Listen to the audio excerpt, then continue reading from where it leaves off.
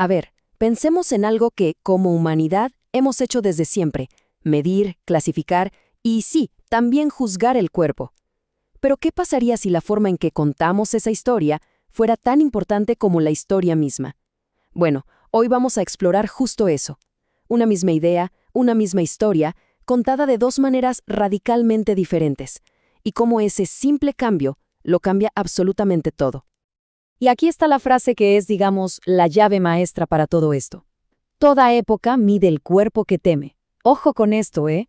No se trata de belleza, no se trata de estética, se trata de poder y de control. El miedo de una sociedad se convierte en las reglas que impone sobre nuestros cuerpos. Esa es la idea central que vamos a desglosar. Entonces, tenemos esta historia central sobre la obsesión de medir el cuerpo, pero la vamos a ver a través de dos lentes, dos narrativas que chocan entre sí y que nos van a mostrar cómo el cómo se cuenta algo puede ser mucho más revelador que el qué se cuenta. Empecemos con la primera versión. La vamos a llamar la fábula. Imaginen que están entrando a un museo muy particular.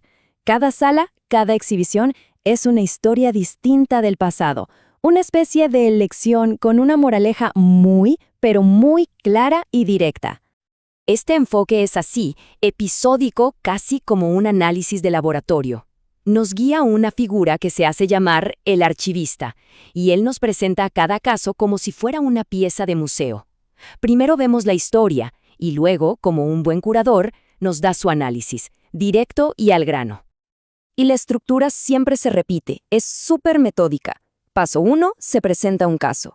Por ejemplo, el de una niña prehistórica con una marca en la piel. Paso 2, vemos las consecuencias sociales, cómo la tribu la rechaza. Y paso 3, ¡pum!, aparece el archivista y nos da su conclusión analítica, diciéndonos exactamente qué es lo que hay que aprender de todo esto. Para que quede más claro, veamos un ejemplo de esta versión. Un escultor, en un imperio obsesionado con la perfección, crea una estatua idealizada de sí mismo, con la espalda perfectamente recta. El resultado, la sociedad adopta la estatua como el nuevo estándar y lo exilian a él, a su propio creador, solo por tener una mínima imperfección en su espalda. Una locura. Y así es como funciona la fábula. Justo después de la historia, el archivista nos suelta esta conclusión.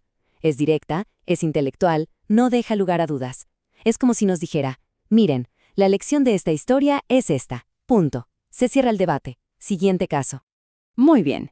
Ahora vamos a darle la vuelta a la tortilla por completo. La segunda versión es otra cosa. No es una colección de historias, para nada.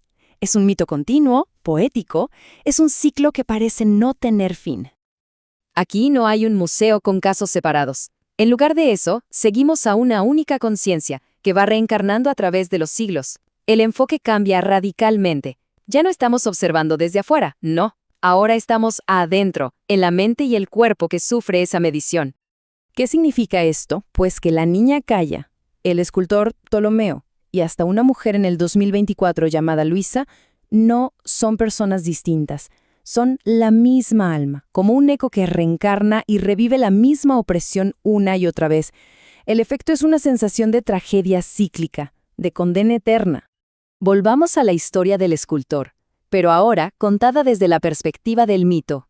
La trama es la misma, su estatua perfecta lo reemplaza, pero el foco no está en el sistema social, sino en el terror psicológico del creador. ¿Se nota la diferencia? Es abismal. La primera cita era un análisis sociológico. Esta es una confesión. El lenguaje es puramente emocional.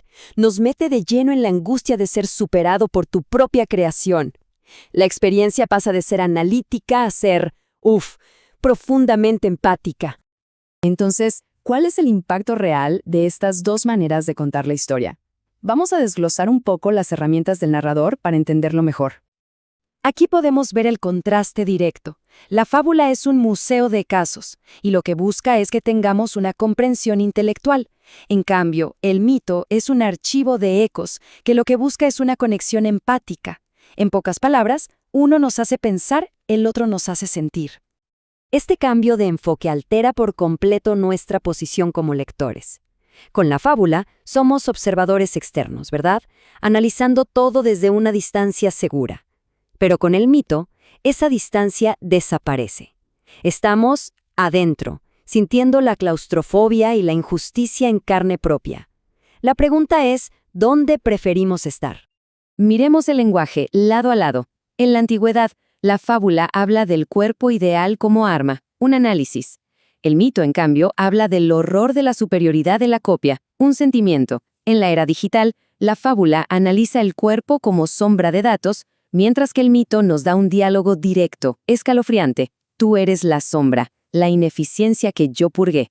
La diferencia es brutal. Uno explica, el otro encarna.